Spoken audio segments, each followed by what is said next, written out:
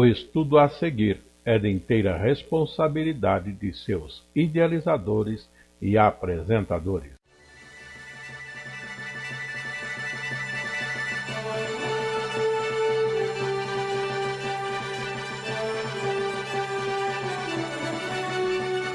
Dentro da série Personagens Bíblicos, estamos estudando com o pastor Afonso Chaves a vida de Davi.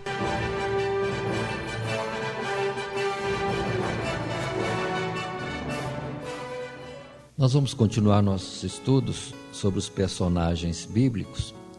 Continuamos estudando a vida de Davi. Até então, estamos estudando na vida de Davi, quando Deus o tomou ou o ungiu para ser rei em Israel, isso começando ou considerando os registros em 1 Samuel, desde o capítulo 16 até o seu final, quando nós temos Davi, apesar de ser ungido rei de Israel, está em todo o tempo submisso a Saul, ainda que perseguido também no final da carreira de Saul, perseguido de uma forma atroz.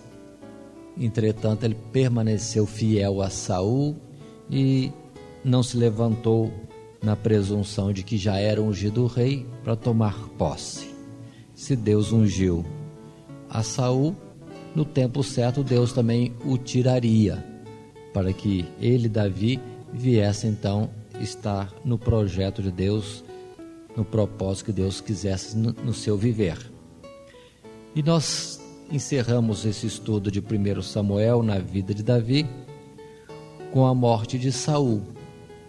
Saul, numa batalha decisiva com os filisteus, vem a perecer, vem a morrer, e nós vamos a partir daqui estudar em continuidade a vida de Davi, agora quando é ungido rei, primeiramente sobre a tribo de Judá, na cidade de Hebrom, e depois também sobre todo Israel. Portanto, vamos abrir a palavra em 2 Samuel, no primeiro capítulo, e vamos ter aqui as considerações na vida de Davi. Observemos, Saul é morto. Davi estava até então em fuga de um lugar para outro, procurando de toda forma escapar das mãos de Saul. Com a morte de Saul, ele fica livre. Mas ele, antes de tomar alguma decisão de si mesmo, ele faz uma consulta a Deus. Consulta a Deus sobre o que deve ser feito. E a colocação de Deus para com ele é que ele vá, então, ajudar a tribo de seus irmãos. Mas um pouquinho antes, é interessante observarmos nesse capítulo 1, a forma como Davi sabe que Saul já está morto. Isso aconteceu pelo registro que nós temos aqui, no verso 2 desse primeiro capítulo, quando diz: sucedeu ao terceiro dia que um homem veio do arraial de Saul com as vestes rotas e com terra sobre a cabeça, e sucedeu que, chegando ele a Davi, se lançou no chão e inclinou. E Davi lhe disse: de onde vens? E ele lhe disse: escapei do exército de Israel. E disse-lhe Davi: como foi lá isso? Peço-te, dize-me. E ele lhe respondeu. E segue a narrativa em que este homem conta para Davi sobre a destruição do exército de Israel e a morte do próprio Saul e seus filhos. Davi questiona mais precisamente: mas como você sabe que Saul morreu?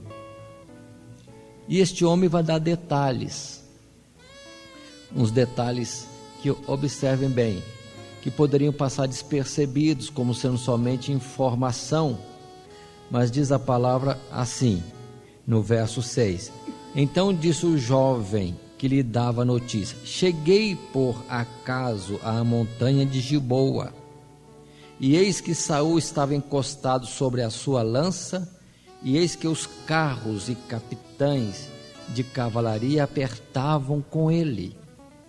E olhando ele para trás de si, viu-me a mim e chamou-me. E eu disse: eis-me aqui. E ele me disse: quem és tu? E eu lhe disse: sou Amalequita. Então ele me disse: peço-te, arremessa-te sobre mim e mata-me, porque angústias me têm cercado, pois toda a minha vida está ainda em mim. O que ele está dizendo? Que a prova que ele tem que Saul está morto é que ele viu Saul ferido, e além de ser ou de estar nesse estado de uma ferida no meio da batalha, cercado pelos capitães inimigos para o derribarem finalmente.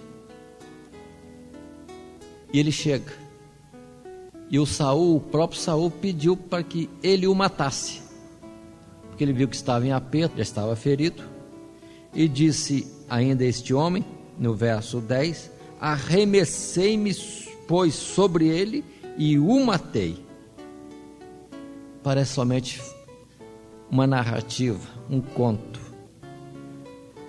O que ele esperava com isto? O que nós vemos que nos surpreende no verso 11 é a atitude de Davi, quando diz assim: então apanhou Davi as suas vestes e as rasgou, como também todos os homens que estavam com ele, e prantearam e choraram e jejuaram até a tarde por Saul e por Jonatas, seu filho, e pelo povo do Senhor e pela casa de Israel, porque tinham caído à espada.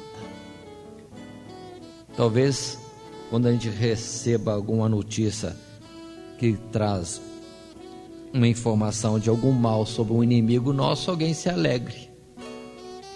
Eu penso que este homem trouxe essa notícia para Davi, dizendo: agora eu vou levar para Davi essa notícia, e Davi vai ficar alegre, saber que quem o perseguia está morto.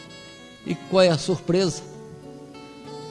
Davi chora, Davi rasga suas vestes em sinal de luto,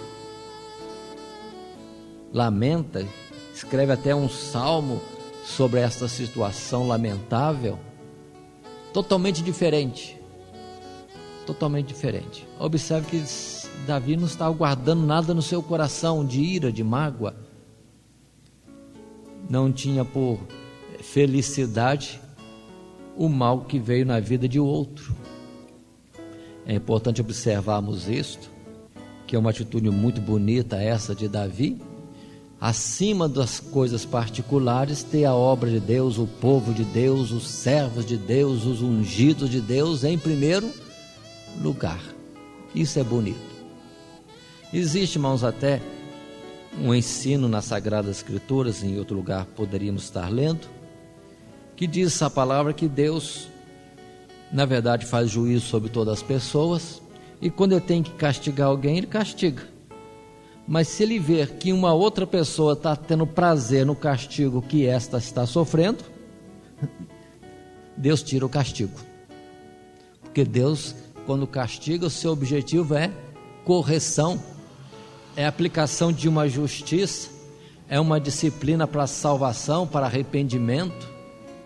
Agora, se alguém se alegra no mal do outro, isso já desagrada a Deus, e Deus não tem prazer algum nessas coisas. E observe que Davi estava isento disso, porque sabendo que seu inimigo, que procurou por tanto tempo a sua morte, agora ele mesmo estava morto, Davi não se alegra, se entristece e chora. Era servo de Deus, era rei do povo de Deus, e a batalha era de Deus.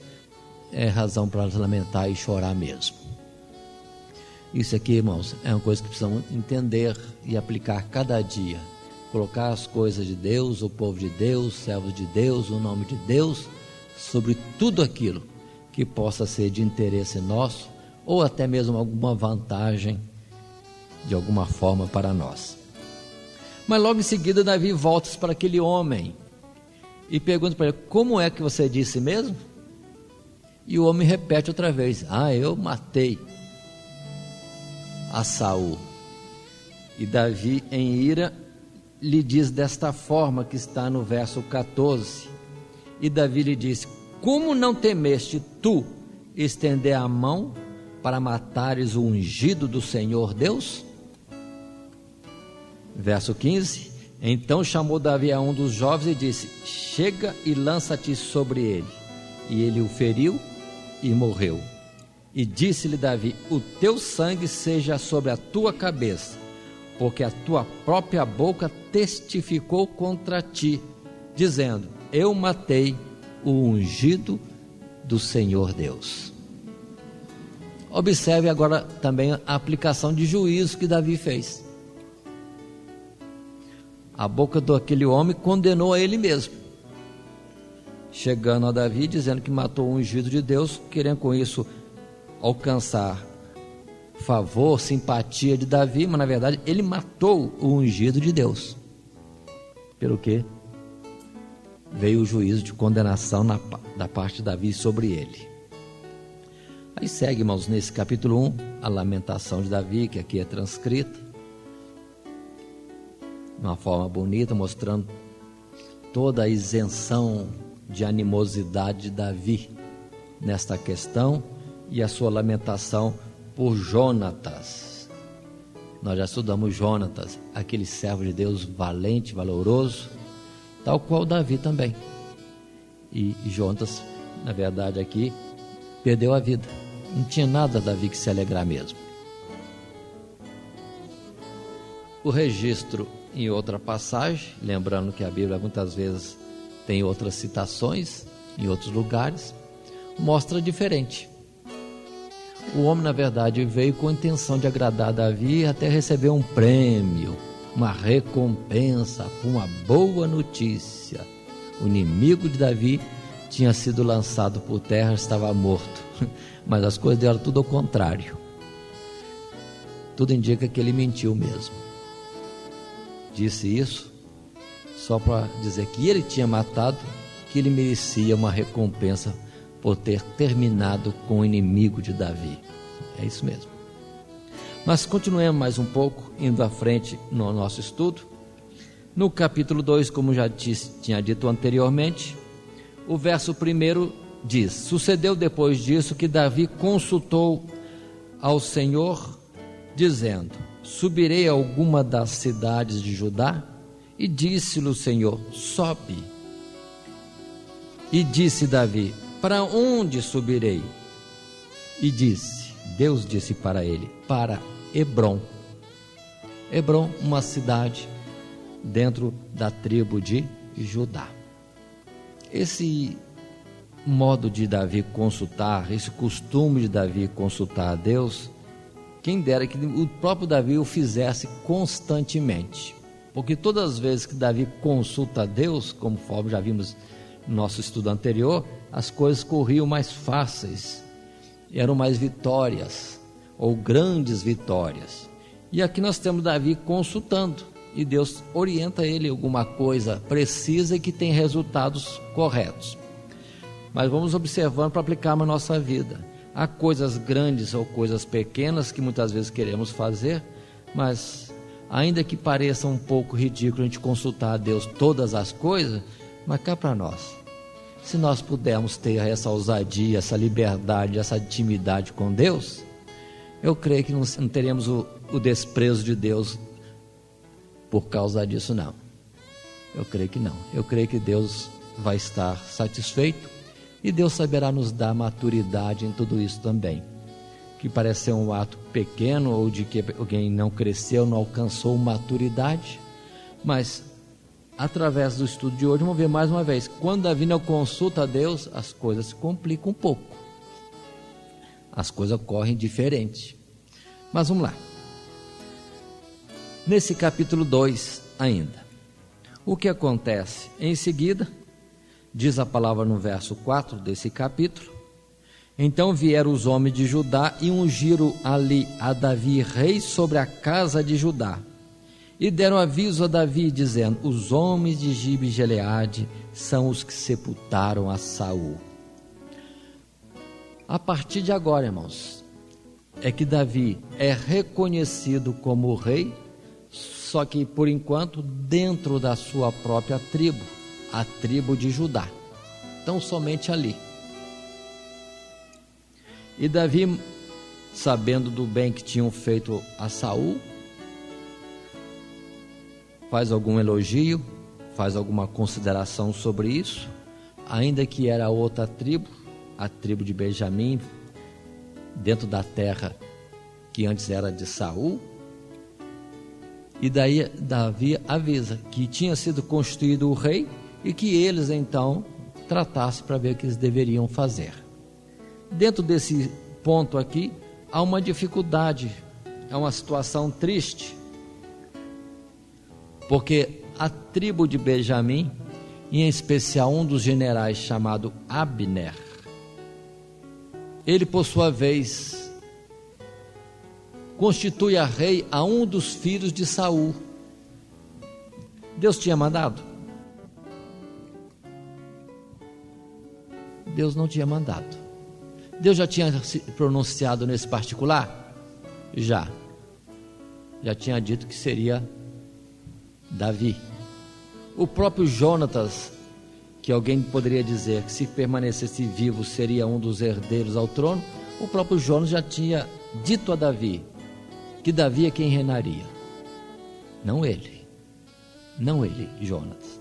Mas infelizmente Abner, um dos generais que ficou de Saul, coloca a Isbosete, filho de Saul, como rei. Aí parece dentro do povo de Deus 2 reis.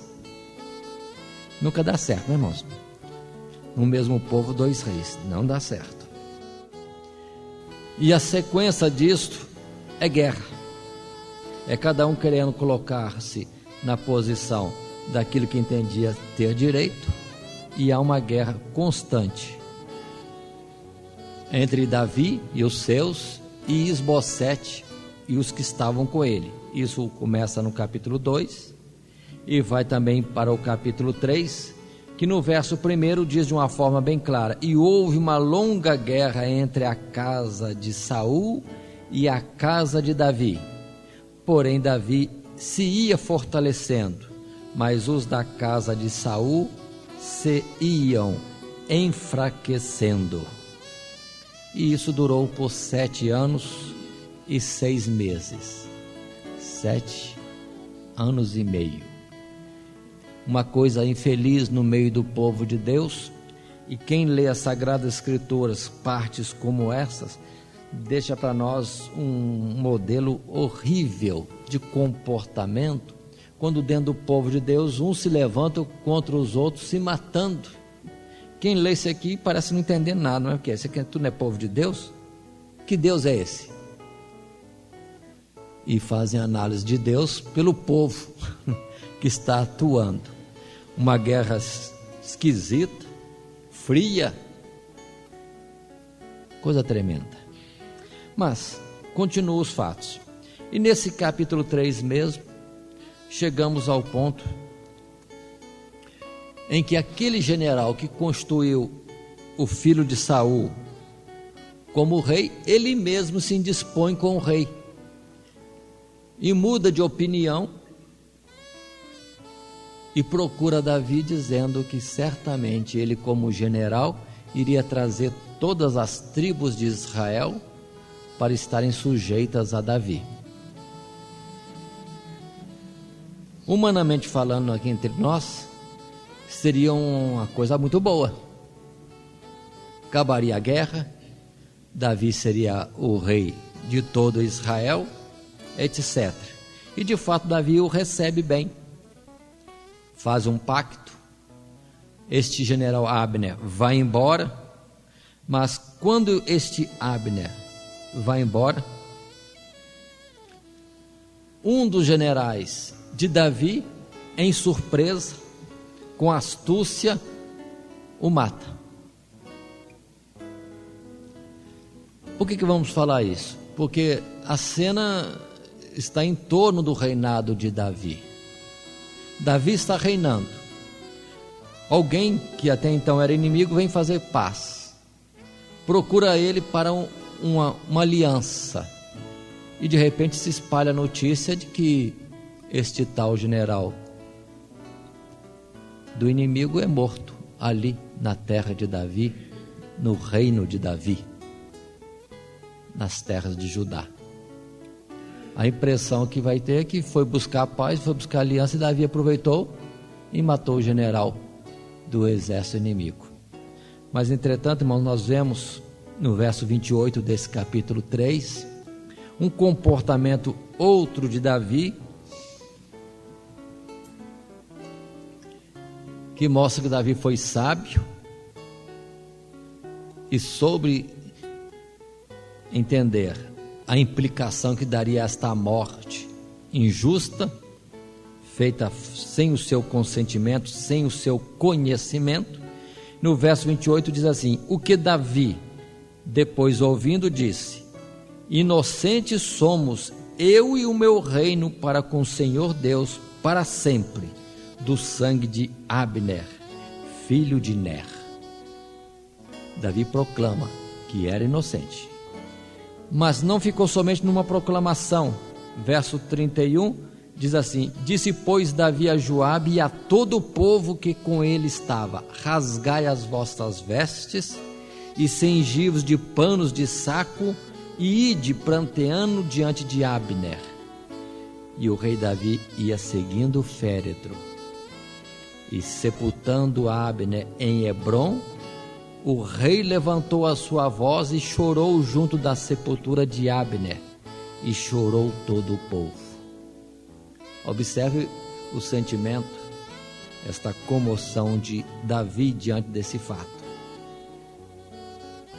Davi, irmãos, não enxergava inimigos. Interessante isso. Ele enxergava povo de Deus.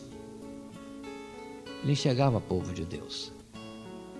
Ele chora por um que era inimigo antes, que agora também estava morto.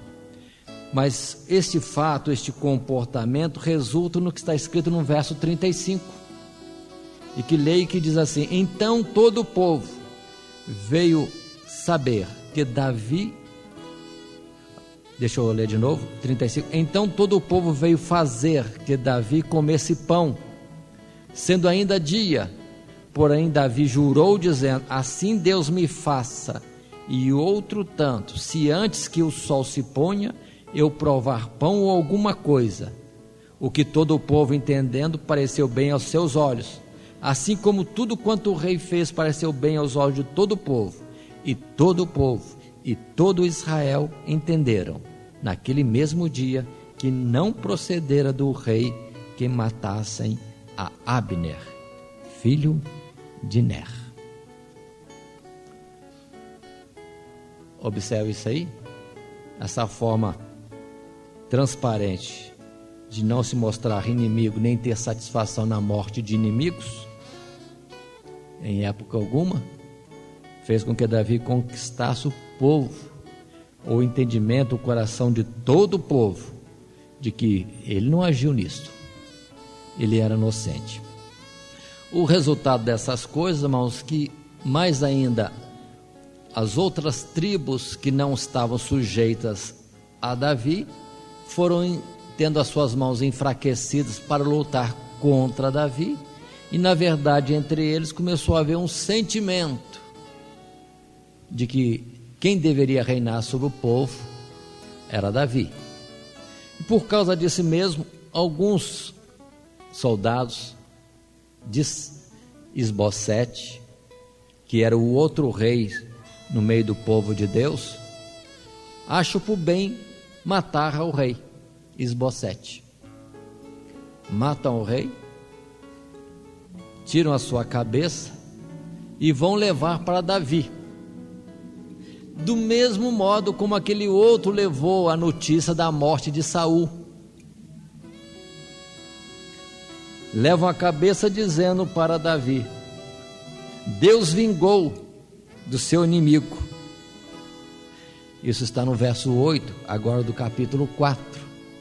E leio dizendo assim: e trouxeram a cabeça de Isbosete a Davi, a Hebrom, e disseram ao rei: eis aqui a cabeça de Esbocete, filho de Saul, teu inimigo, que te procurava a morte. Assim o Senhor Deus vingou hoje ao rei meu senhor de Saul e da sua semente. Estão notando isso aqui? Observando esse ponto? Mas lembremos que já quando outras vezes Davi mesmo teve a ocasião de matar a Saul, não o fez. E nem permitiu que outros o fizessem. De jeito nenhum. E lembre-se ainda que Davi tinha feito um juramento a Saul e a Jonatas de que não mataria a descendência deles. Agora vem esse homem aqui achando que está fazendo favor. Este não. 2 homens, 2 irmãos, matam Esbocete e dizem para Davi: acabou, agora você não tem mais ninguém inimigo, e a sua semente, a semente do seu inimigo também está extinta.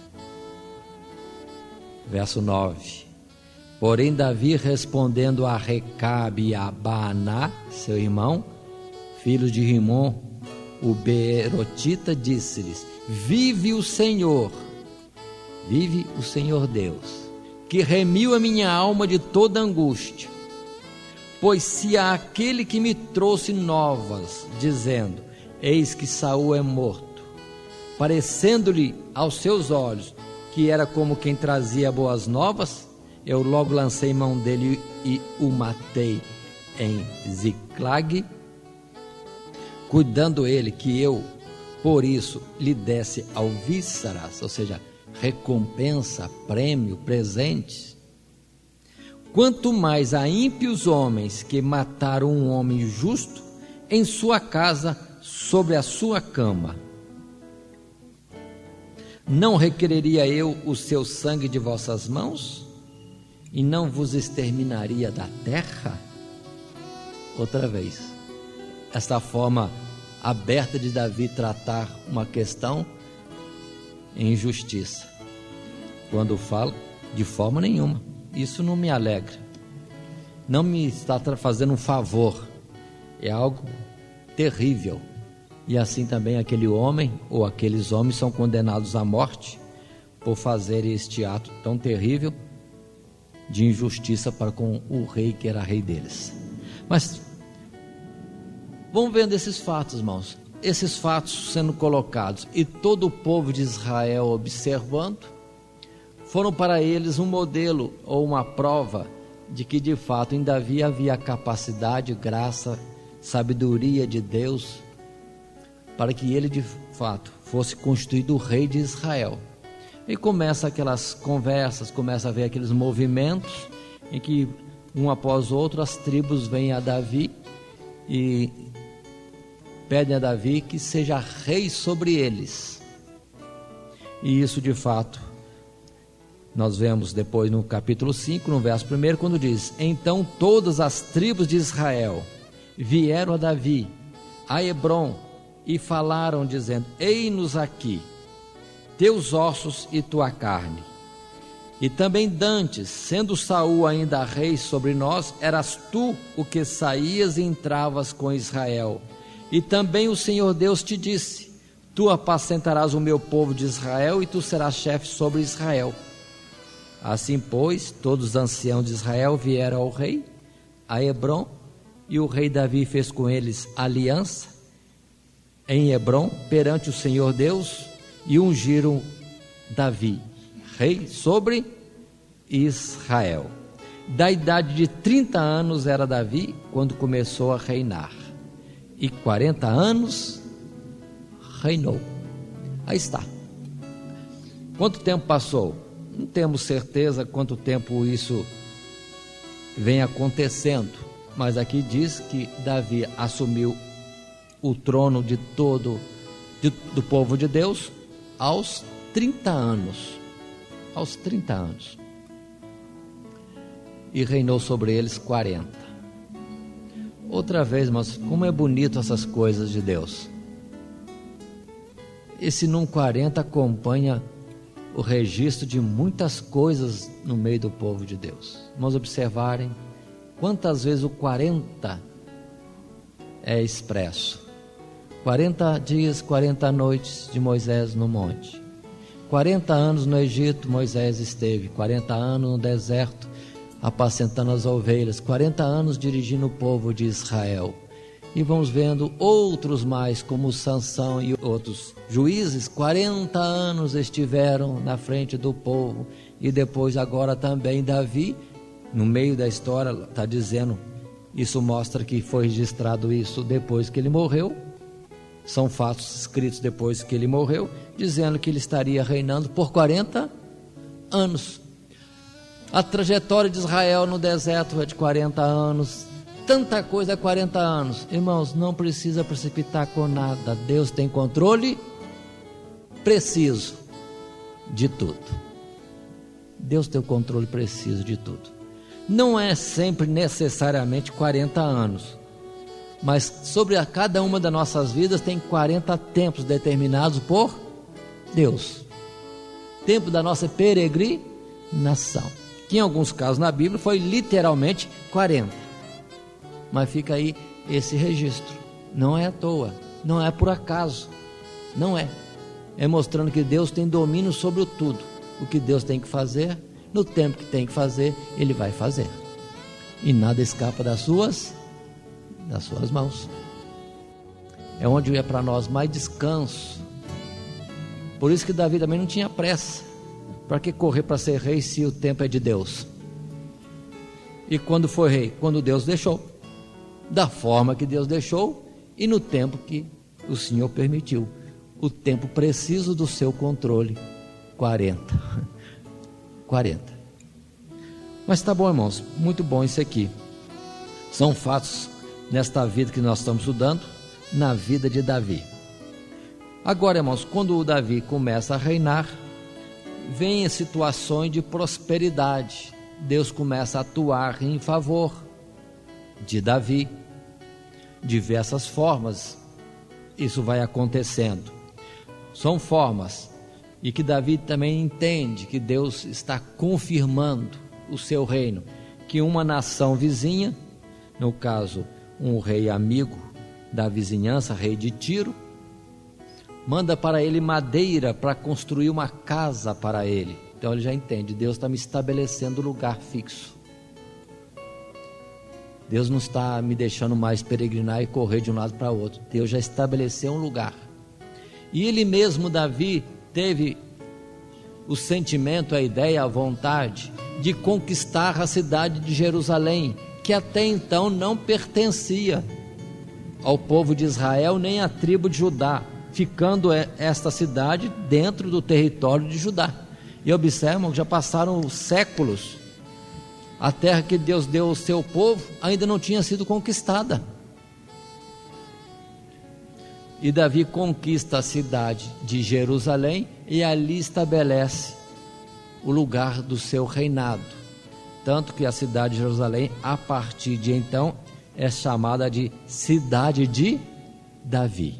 Isso nós vemos por escrito, aqui no verso 9 do capítulo 5, quando diz: assim habitou Davi na fortaleza e lhe chamou a cidade de Davi.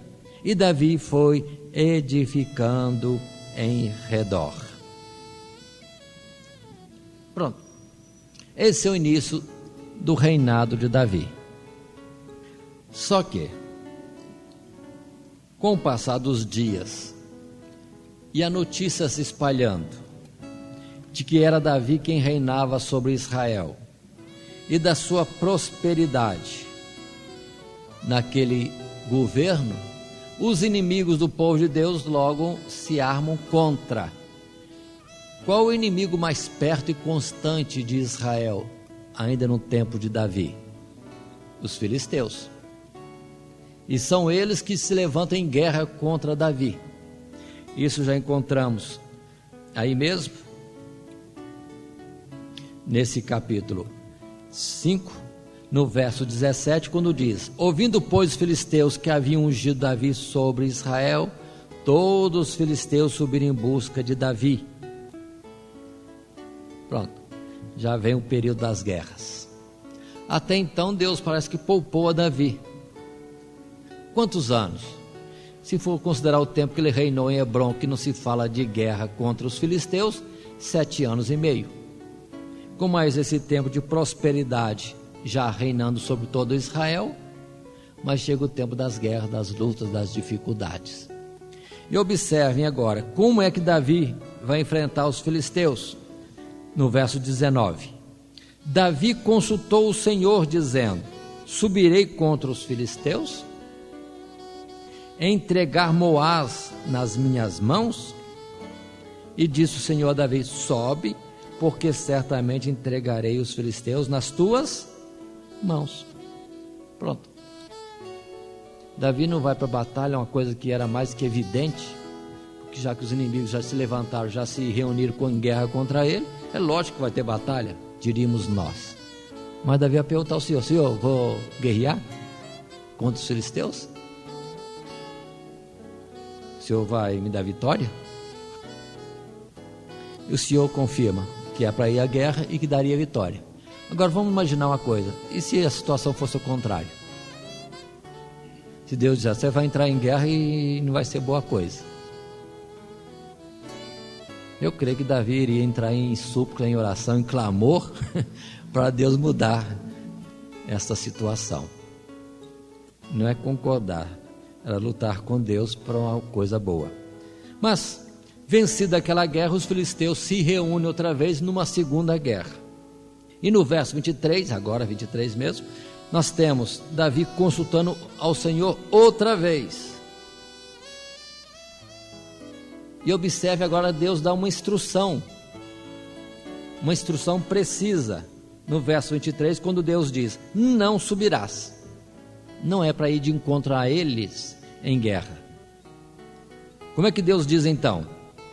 Rodeia por detrás deles, e virá eles por defronte das amoreiras. Então teria lá uma plantação de amoreiros em algum lugar. Davi deveria ir contra os filisteus por aquele outro lado. Que mais?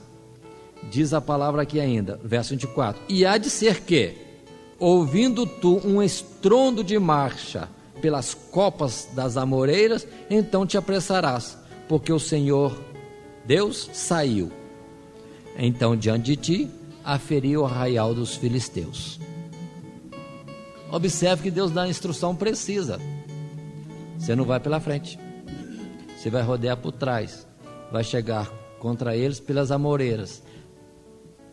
Mas chegando nas amoreiras, você não vai tacar logo, você vai esperar ouvir um barulho de tropa por cima das amoreiras.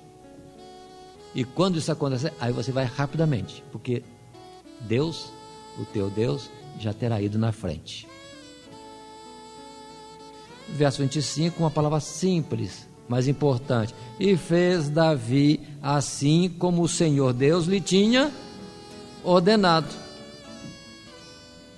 e feriu os filisteus desde Geba até chegar a Gezer. Deus mandou, faz como Deus mandou. Observe que esse comportamento de Davi, tão assim submisso e tão preciso na obediência, totalmente diferente de Saul. Estão lembrados de Saul? Num caso desse, Saul já saía comandando o exército para atacar os filisteus sem questionar muito. Se ele perguntasse a Deus: devo ir contra os filisteus? E Deus falasse assim: amanhã eu vou dar a resposta, talvez naquela noite mesmo já tinha saído contra os filisteus. Saul era assim, consultava a Deus, mas não esperava a palavra de Deus. Deveria vir, ia na frente. E nós vemos Davi não, Davi perguntando e obedecendo cada uma das questões que Deus colocava. Bom, irmãos, isto aqui e depois em outras narrativas precisamos observar. Eu quero me deter aqui nesse particular do verso 24. Quando nós lemos histórias de guerras de outros povos, tem gente que gosta de estudar, de ler, isso em especial nas forças armadas, os comandantes leem, estudam e ficam analisando os fatos, procurando qual foi a estratégia. Muita gente faz isso, como é que os alemães faziam isso? Como é que os gregos atacavam? Como é que os persas defendiam? E cada um quer estabelecer uma tática de guerra, analisando como outros exércitos se comportaram, e a glória e a fama foi dos seus generais. Os irmãos estão observando aqui que Davi não tem estratégia nenhuma? Os irmãos estão observando? A única estratégia dele é saber o que Deus queria fazer. E a vitória, na verdade, não era dele. A vitória era de quem? Era de Deus. Verso 24, no final, diz que Deus saía à frente dele, aferiu o arraial dos filisteus. Irmãos, quantas coisas, vitórias nós temos em um ponto ou outros pontos, e às vezes a gente fica um pouco assim vaidoso, achando, estudei bastante, consegui, eu me esforcei, consegui, mas precisamos estar mais atentos. Se somos do Senhor, Ele deve conduzir a nossa vida totalmente. Se lembrarmos um pouquinho lá no início da carreira de Davi, é dito claramente que Deus se apossou de Davi. Que bom, né, irmãos? Se Deus se apossar da nossa vida. Será que Deus quer? O que falta? Ou não falta nada? Na verdade, Deus quer. Talvez não falte nada na vida de muitos dos irmãos. Isso eu estou colocando aqui situação. Mas se alguém acha que ainda não está totalmente na direção de Deus, é só dar lugar, que Deus quer. Aquilo que Paulo disse, enchei-vos do Espírito, né? E Paulo com isso podia dizer também, não vivo mais eu, mas Cristo vive em mim. São situações que podemos entender também do sucesso dos servos de Deus, e nesse caso falando de Davi, o personagem do nosso estudo agora. Vamos entrar agora no capítulo 6, na continuidade. O que nós estamos considerando aqui é registrado também em crônicas.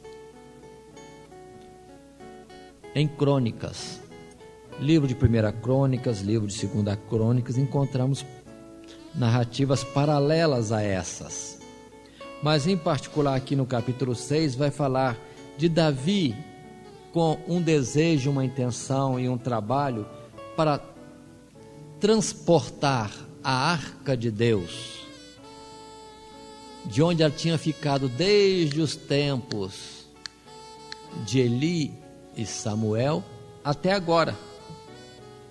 Décadas passaram e o povo de Israel não tinha um lugar onde cultuar a Deus.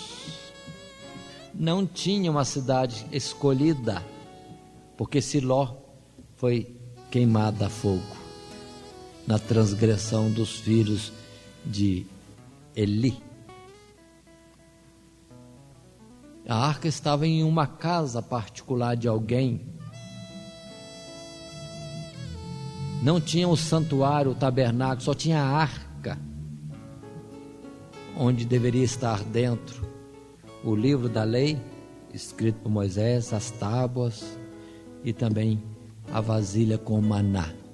E também outros apetrechos, né? A vara de Arão. Mas dessas coisas não se tem notícia que permaneceram lá. Muito bem.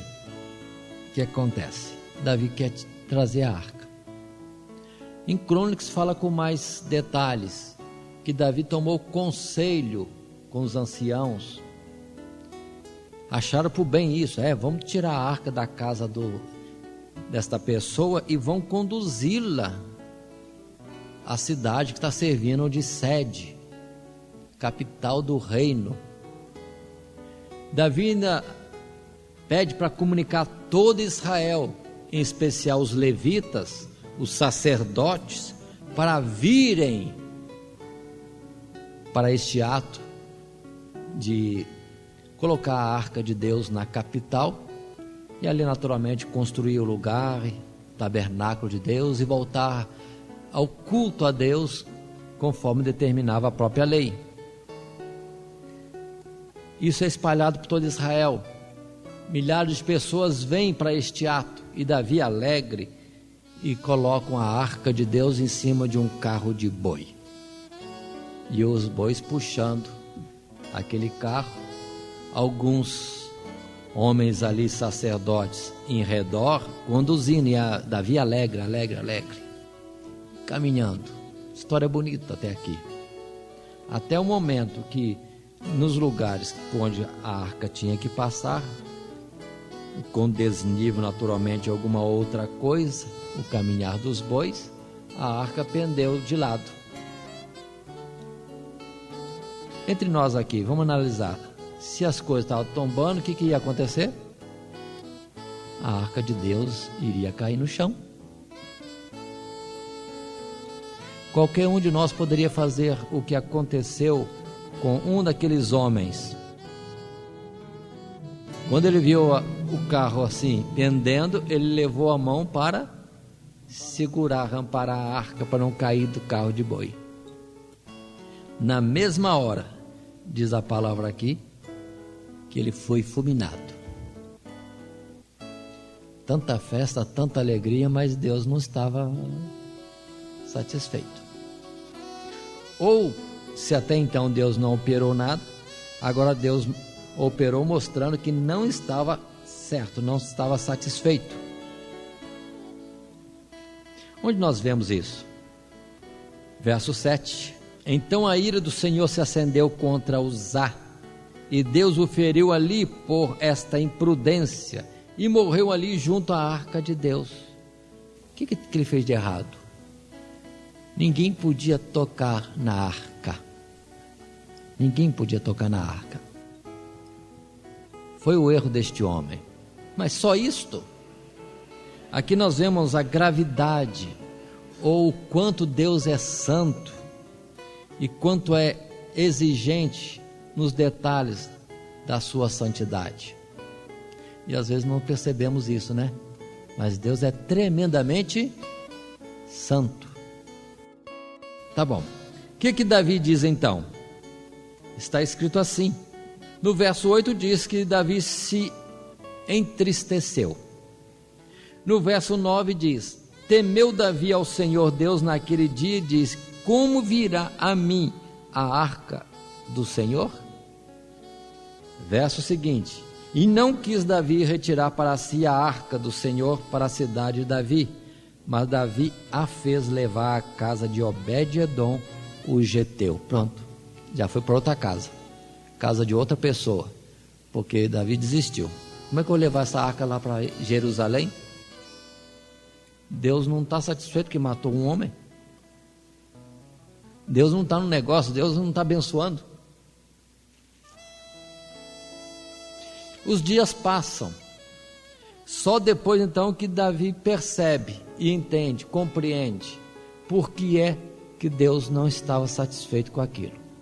Porque todo o povo de Israel sabia que iriam transportar a arca, mas ninguém atentou para as ordens de Deus ao se manusear, ao se conduzir a arca do Senhor. O que eles fizeram? Eles tiveram toda boa intenção, uma boa intenção, mas não é a correção dos fatos. A obediência aos pareceres de Deus é que está a sabedoria e a correção, o preciso, o correto. O que diz a lei? O povo de Israel já transportou a arca de Deus pelo deserto 40 anos. Por que agora não deu certo? Uma coisa simples. A ordem de Deus era, e quando Moisés ordenou fazer a arca, como outros detalhes também, outros móveis do santuário, eles tinham alças, e pelas alças passavam um varal, ou varas, onde então pegavam os coatitas, filhos de Levi, colocavam no ombro 4 e conduziam então a arca de Deus, que deveria por sua vez ser coberta com os véus, também a cobertura de peles de animais, segundo a lei tinha determinado. Mas eles não, na boa vontade, carro novo, boi novo. Se fosse hoje, vai colocar num BMW ou vai transportar num jatinho particular. Perdoa essa comparação, mas toda boa vontade não era o certo, é nos ombros. Às vezes a gente quer fazer o melhor para o Senhor do nosso modo, e não sabemos qual é o melhor, quando Deus já tinha dito. E observe, irmãos, que eram milhares, inclusive os sacerdotes, envolvidos nesse assunto, e não depararam com isso. Pelo que lá em Crônicas nós temos mais detalhes, em que Davi reúne os sacerdotes: vocês erraram, vocês não atentaram para a ordem do Senhor, porque o Senhor ordenou que é para transportar a arca nos ombros. Então vocês, coatitas, vocês sacerdotes, tomem as providências para andar segundo a lei. Falta de instrução, falta de leitura da palavra, falta de conhecimento em coisas simples do dia a dia, de uma classe sacerdotal, coisa mais simples. Aí está, irmãos. Interessante que quando os filisteus mandaram a arca de Deus num carro de boi, não precisou ninguém conduzir os bois, não precisou de boeiro, não precisou de nada. Colocou num carro de boi, lá foi o boi mugindo e levando a arca de volta para o lugar da terra de Israel, sem errar caminho. Mas agora, quando é o povo o povo de Israel vai transportar num carro de boi, igualzinho fizeram os filisteus, os filisteus não tinham conhecimento, Deus não cobrou deles, e eles foram muito mais entendidos do que o próprio Uzá e outros, porque eles mandaram o carro dizendo: se ele é Deus mesmo, isso aí vai chegar onde tem que chegar. Os filisteus entenderam: se é Deus mesmo, ele vai fazer os bois irem para onde tem que ir. Na verdade, Deus cobrou dos filisteus outra coisa, de terem posse da arca, que era um objeto, símbolo das coisas de Deus, que não pertencia a ele, não cabia a eles estar portando. Eles foram cobrados, mas nessa condução aqui não.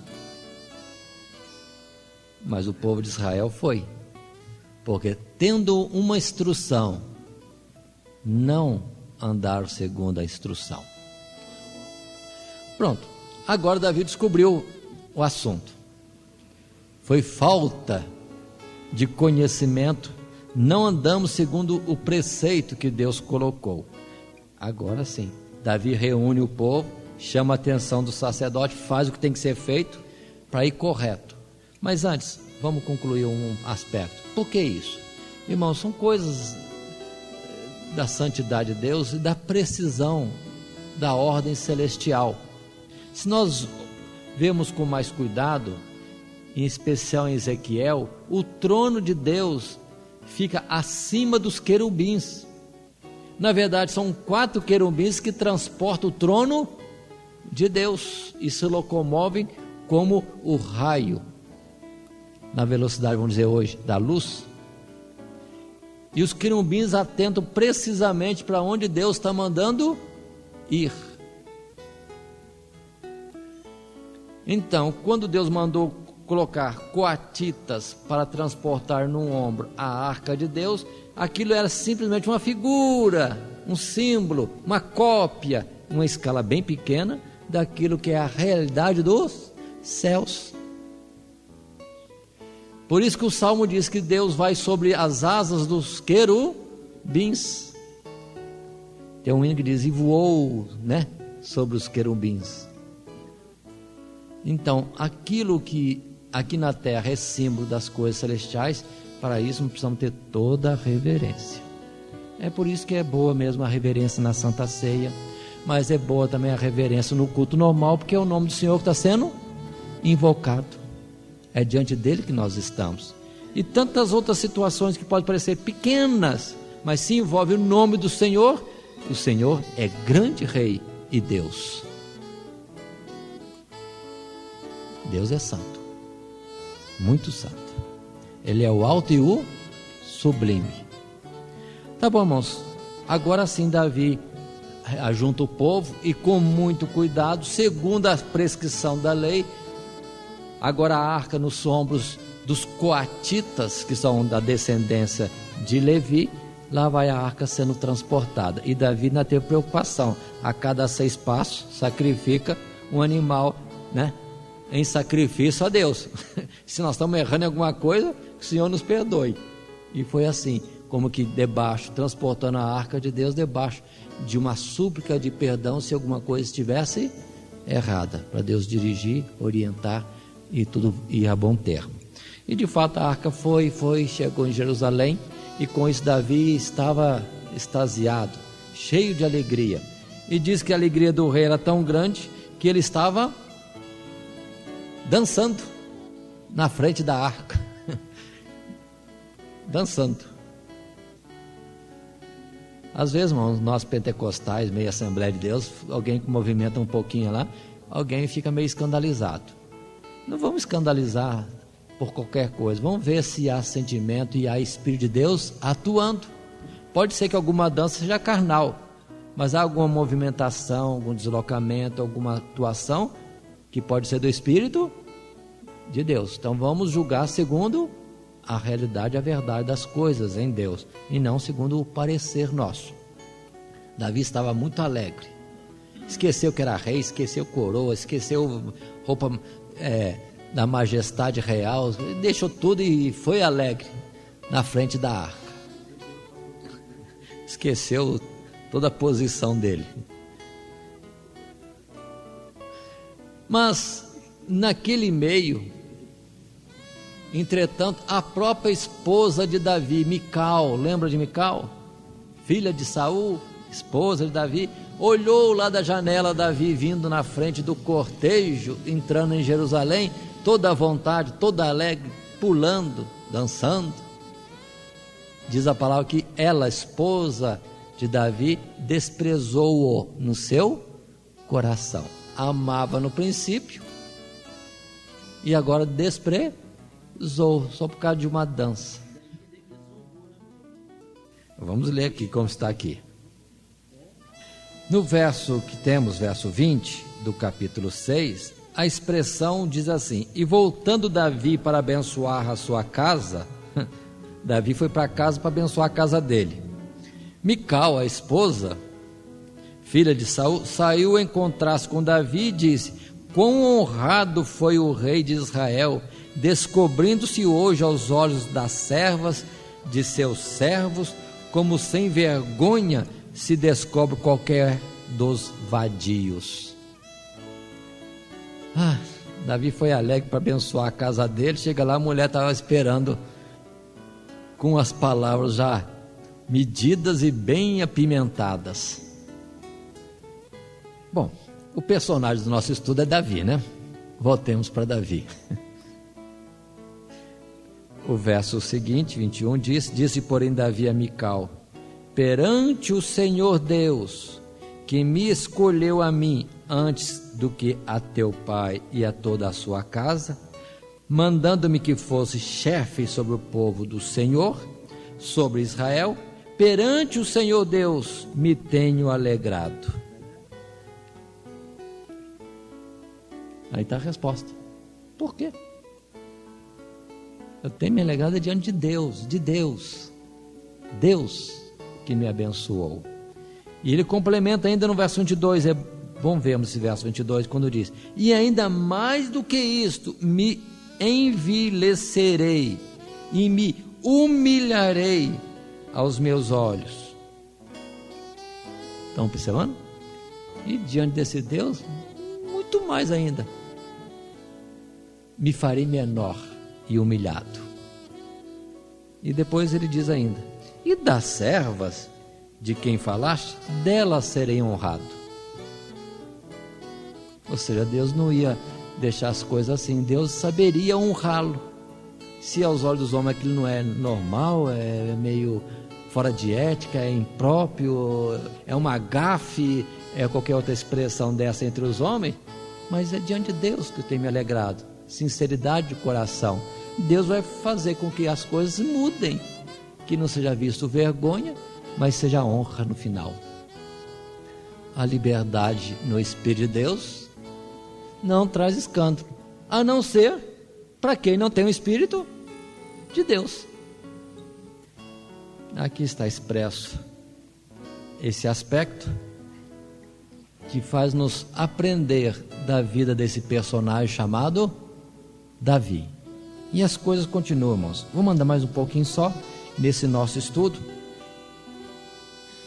É um estudo longo, pelo que necessitamos logo estar fazendo esse estudo em mais partes, para podermos abranger toda a vida de Davi, que tem muitos detalhes, ricos detalhes, nós precisamos estar destacando e aplicando ao nosso viver. Continuamos mais à frente. Capítulo 7, verso 1 e 2.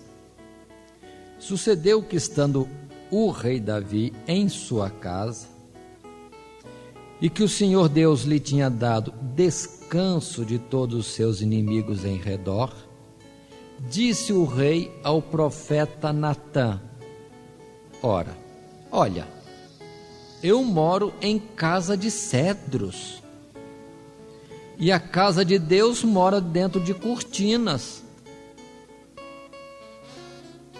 O que quer dizer Davi isso? Eu estou muito mais bem instalado do que Deus.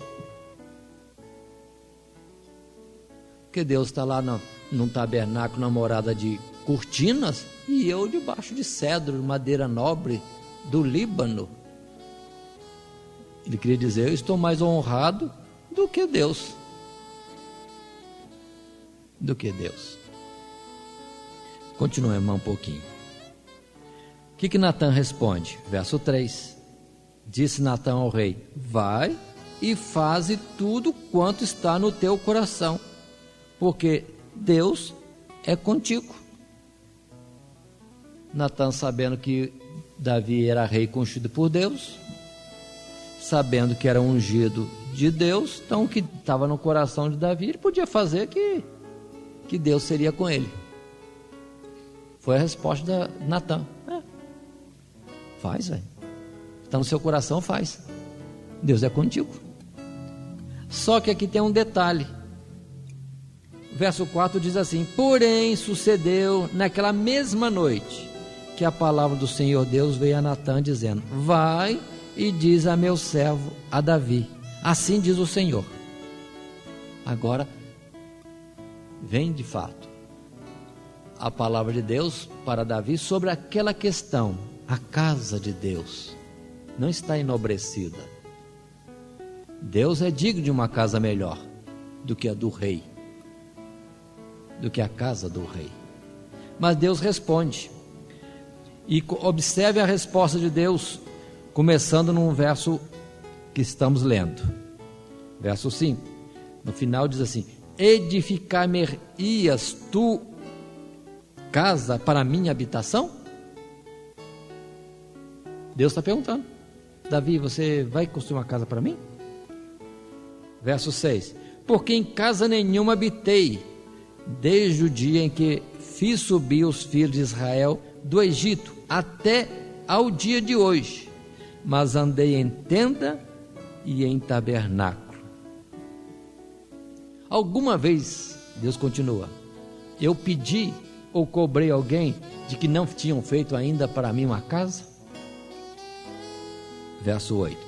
Deus vai falar com Davi aqui, irmãos, longamente. Permita-me ler aqui no capítulo 7, verso 8, mais alguns versos, quando diz assim: agora, pois, assim dirás a meu servo a Davi, assim diz o Senhor dos Exércitos: eu te tomei da malhada de detrás das ovelhas, para que fosse o chefe sobre o meu povo, sobre Israel, e fui contigo, diz o verso 9.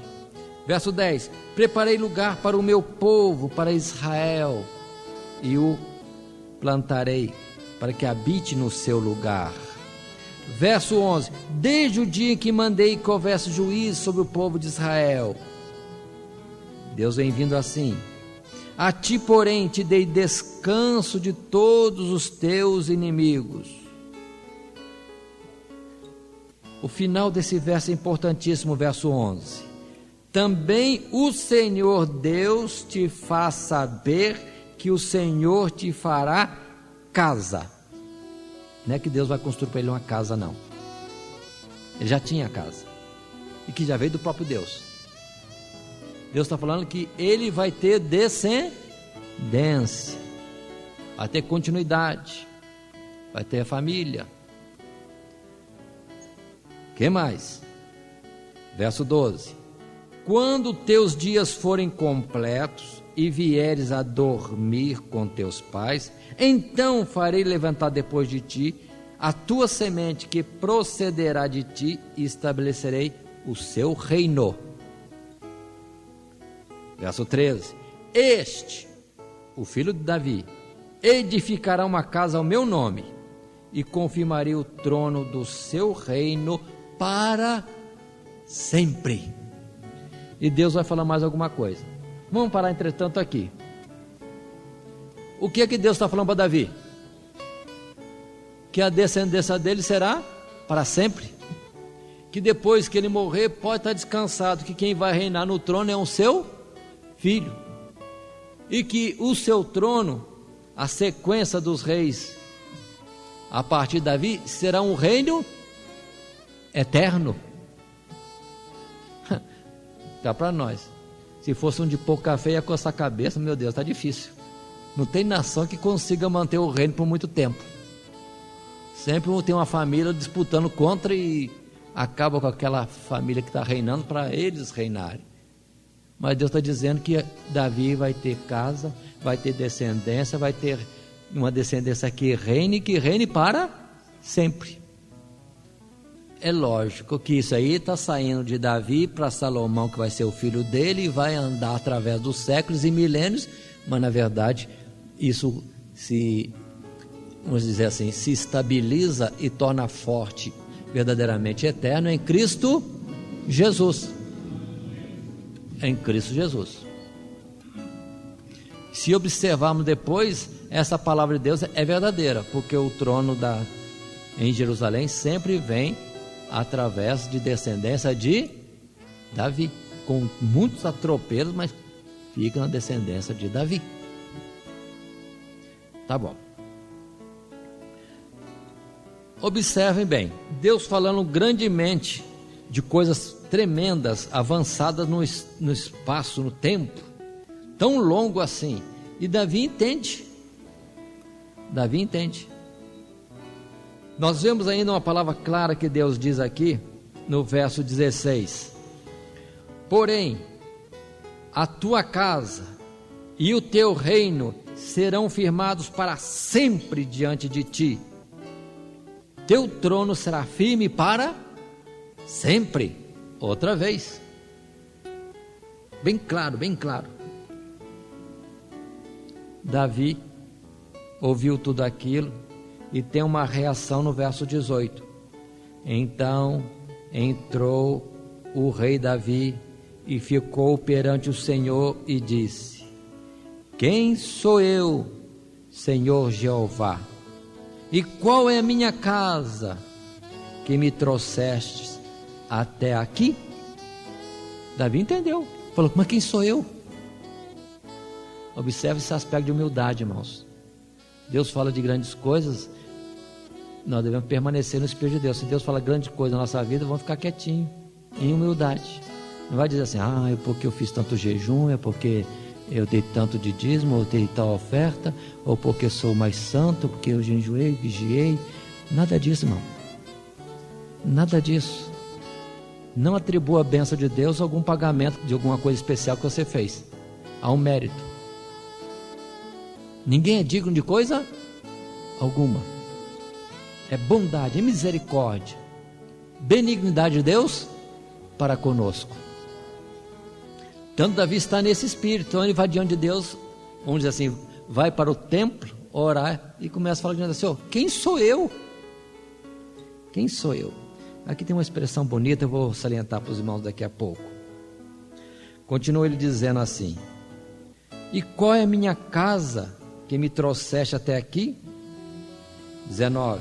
Ainda foi isto pouco aos teus olhos, Senhor Jeová, senão que também falaste da casa de teu servo para tempos distantes? É isso o costume dos homens, ó Senhor Jeová? O que quer dizer aqui? Isso não é coisa dos homens, não. Os homens não têm isso aqui como verdade ou natural ou possível. Ele entendeu que Deus falou uma coisa para ele que é tremenda, que diante dos homens não existe, ou seria impossível. Mas Deus falou. Repito, é isso o costume dos homens, ó Senhor Jeová? Isso não é próprio de coisa de homens. Continua Davi ainda dizendo: e que mais te falará ainda Davi? Pois tu conheces bem a teu servo, ó Senhor Jeová. E vai aqui, ele exaltando a Deus, como no verso 22, quando diz: portanto grandioso és, ó Senhor Jeová, porque não há semelhante a ti, não há outro Deus, senão tu só, segundo tudo que temos ouvido com os nossos ouvidos. E quem há como o teu povo, como Israel, gente única na terra, a quem Deus foi resgatar para seu povo? E ele começa então a considerar a razão de gratidão que deve ter ele e o povo de Israel pela benignidade de Deus para com eles. Verso 25 diz ele: agora pois, ó Senhor Jeová, esta palavra que disseste acerca do teu servo e acerca da sua casa, confirma para sempre, e faze como tens falado, e engrandeça-se o teu nome para sempre, para que se diga: o Senhor dos exércitos é Deus sobre Israel, e a casa de teu servo será confirmada diante de ti. Ainda mais à frente, verso 29, diz ele: se pois agora servido de abençoar a casa de teu servo, para permanecer para sempre diante de ti, pois tu, ó Senhor Jeová, o disseste, e com a tua bênção será bendita a casa de teu servo. Davi entendeu. Davi está admirado. Que coisa tremenda. Mas faz isso e glorifica o teu nome. Então aqui nós vemos, nós estamos há quantos milhares de anos depois de Davi? Quantos milhares de anos? E aí está diante de nós até hoje a prova do que Deus falou e Deus tem cumprido. E por que o reino seria eterno? Porque saltaria de uma figura na terra, de um povo Israel na terra, e saltaria para um povo de Israel espiritual e eterno. De um rei carnal no trono, governando sobre homens, para um que reina sobre todo o universo. Céus e terra e tudo que neles existe. Quando Jesus vem sendo anunciado e quando nasce, a proclamação dos anjos, dos servos de Deus, profetas, tomados pelo Espírito de Deus, é essa mesmo: conforme prometeste a Davi teu servo. Aí estava Jesus para reinar. Que beleza! O negócio saltaria longe. E observe mais, irmãos, que daquelas 12 tribos, praticamente tudo se extinguiu. Só ficou a tribo de Judá, para ser fiel e poder confirmar esta palavra, de que de Davi, da tribo de Judá, o trono seria eterno. E a descendência saltaria pelas gerações e duraria para sempre. Nós vamos fazer agora, irmãos, pausa no nosso estudo. Nós vamos estudar a continuidade da vida do personagem Davi numa oportunidade seguinte, numa terceira parte do nosso estudo. Todo dia, toda hora, muito mais prazer em ouvir. Radionet Grata Nova. Web Rádio, a qualidade que faz a diferença, cada vez mais necessária. Rede Grata Nova de Evangelização. Acesse nosso site www.horadadecisão.com.br. Hora da Decisão, tudo junto, sem acento.